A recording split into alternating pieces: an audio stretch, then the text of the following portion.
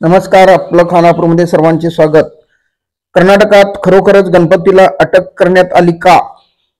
कर्नाटकात एका आंदोलनाच्या निमित्तानं गणपतीला अटक झाल्याची चर्चा सध्या सुरू आहे. यावरून सत्ताधारी आणि विरोधकांमध्ये राजकारण ही तापलंय. नेमकी ही घटना काय होती? कशावरून हा वाद झाला? आंदोलनाच्या निमित्तानं कर्नाटकात झालेल्या वादात काँग्रेस सरकारच्या कारभारावर भाजपनं निशाणा साधलाय. भाजप नेत्यांच्या आरोपानुसार कर्नाटकात गणपतीला तुरुंगात टाकण्यात आलं.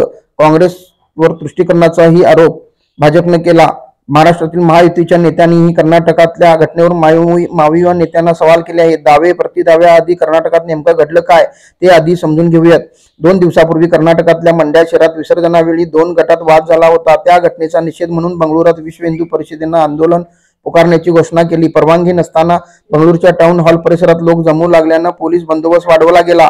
त्यानंतर काही कार्यकर्ते आंदोलनातच गणपतीची मूर्ती डोक्यावर धरून घोषणा देत आंदोलनस्थळी पोहोचले. पोलिसांनी अडवण्याचा प्रयत्न केल्यानंतर आंदोलकांनी मूर्तीला घेऊन रस्त्यावरच ठिय्या मांडण्याचा प्रयत्न केला. त्यावेळी पोलिसांनी आधी मूर्तीला आंदोलकांकडून घेत पोलीस व्हॅनमध्ये ठेवलं. नंतर आंदोलकांना ताब्यात घेण्यात आलं. थोड्या वेळानं तिथं दुसरी पोलीस कार आल्यानंतर व्हॅनमधील मूर्ती कारमध्ये ठेवण्यात आली. मात्र तोपर्यंत पोलीस व्हॅनमध्ये ठेवलेल्या गणेश मूर्तीचे फोटो पत्रकारांनी टिपले आणि ते फोटो व्हायरल झाल्यानंतर काँग्रेस शासित राज्यात गणपतीलाही अटक झाल्याची टीका भाजपनं केली.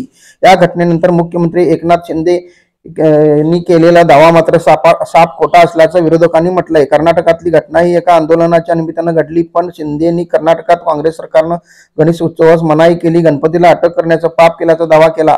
शिंदे आणि फडणवीस यांनी घटनेवर केलेल्या ट्विटरला शेअर करत काँग्रेसचे पटोलेंनी दोघांच्या दाव्याला खोटं ठरवलंय.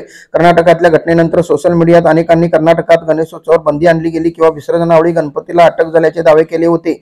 मात्र घटनेच्या पडताळणीनंतर हा दावा पूर्णपणे खोटा निघालाय. तुर्तास मात्र कर्नाटकातल्या पोलिसांनी गणेश मूर्तीला पोलीस व्हॅनमध्ये ठेवल्यानंतर व्हायरल झालेल्या फोटोवरून भाजप आणि हिंदुत्ववादी संघटना काँग्रेसवर निशाणा साधत आहेत.